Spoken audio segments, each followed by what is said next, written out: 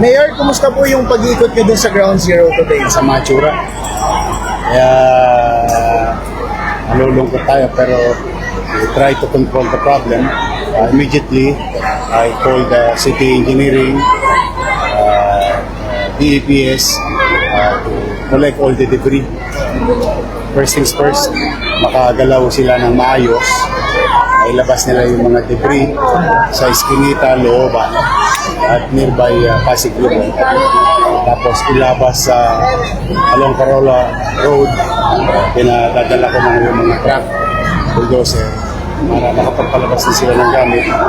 Simultaneously, nire-register dito na Manila Social Welfare, yung mga pamilya, and at the same time, in-house namin as many as we can in this building of ours na gamit for disaster like this. And we're very grateful. Mabilis ang responde ng DSWD naman from national government. So kagabi pa nagpapakain ng Manila Social Welfare, ng dinner, ng agahan. Ngayon, as you can see, tanghalian, non-stop. Tapos tomorrow, hopefully, through the Vice Mayor and members of the City Council, we'll come up with something. And by afternoon, makagawa kami ng dilensya, maibigay kagad namin financial assistance sa bawat pamilya. Mabigat to kasi humigit kumulang 3,000 na to. Kasi mga nasa 2,500 na. Kanina, nung nagpunta ko roon, maraming hindi pa nakapag-alista sa family car. Dala nang inasikaso pa nila yung debris at yung pa bang gamit na pwede nilang magamit.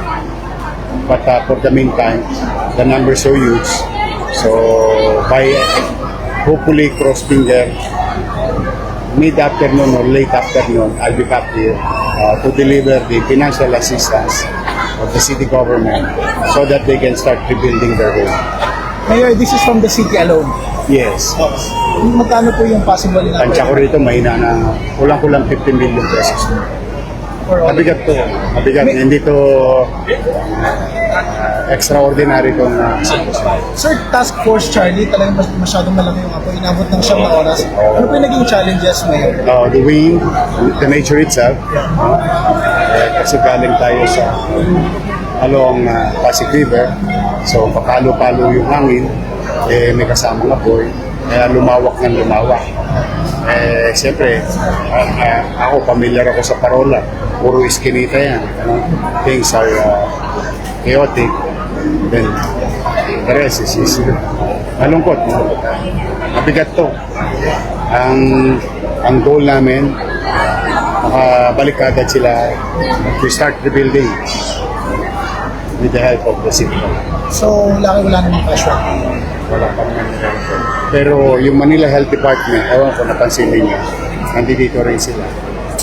Kasi nga, baka yung mga bata, because of the sobrang grabe ng usok, at saka yung weather condition natin para sa mga senior citizen, nandito rin sila. Hanggang kailan po maglalast yung supply natin, Mayor? Yung mga magsistay dito hanggang kailan lang dito? Hanggat kaya natin. Hanggat kaya natin. May awa naman ng Diyos. Makaka-recover din tayo agad. But for the meantime, first things first. As I have narrated to you, the ABC of the plan. Maluwag yung lugar, nakakot yung basura, may lagak sila sa masisilungan, tuloy-tuloy ang pagkain, then yung financial assistance so that they can start rebuilding and they will go back to their homes. The national government also, the DSWD, tumutulong naman sa akin. Thank you. Initially, Mayor, ilang household? Wala po.